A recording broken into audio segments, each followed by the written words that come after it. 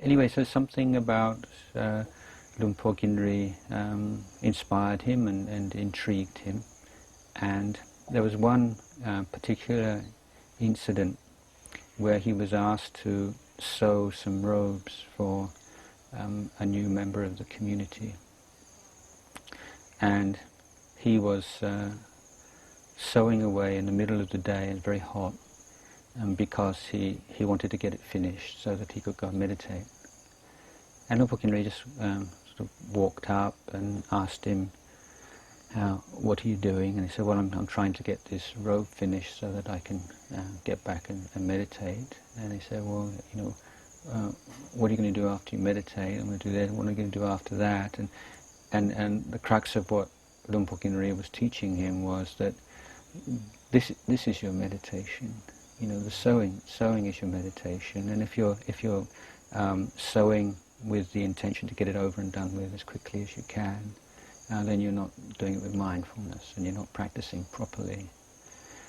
So this kind of teaching, I would think that he would have heard before, and that you have to be mindful in all of your activities, but it's always more meaningful when you're sort of caught in, just suddenly, oh yes, I'm doing exactly what teachers already told me that I shouldn't be doing.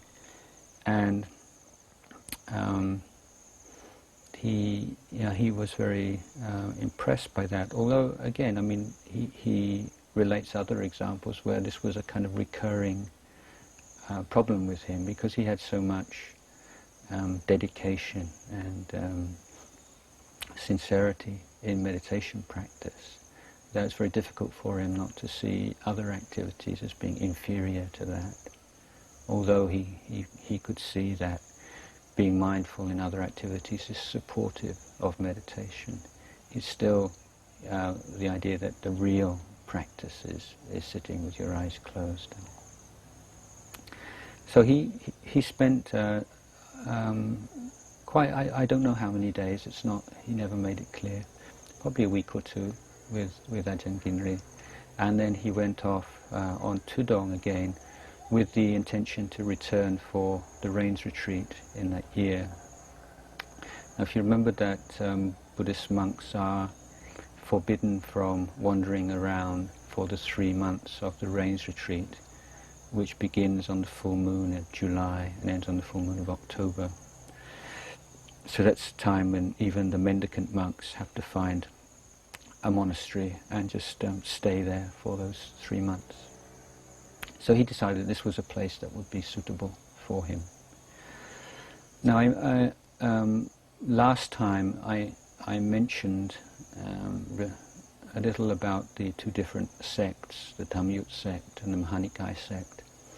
And one of the reasons why Ajahn Chah was attracted to stay with Lumpur Ginri, I believe, was because he was in the Mahanikai sect, so in the same sect.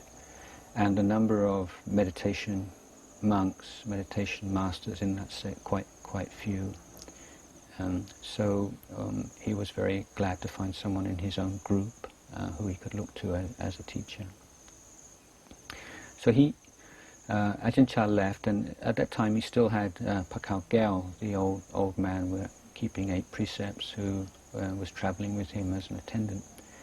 And he eventually found another small monastery where he decided to stay for a few days.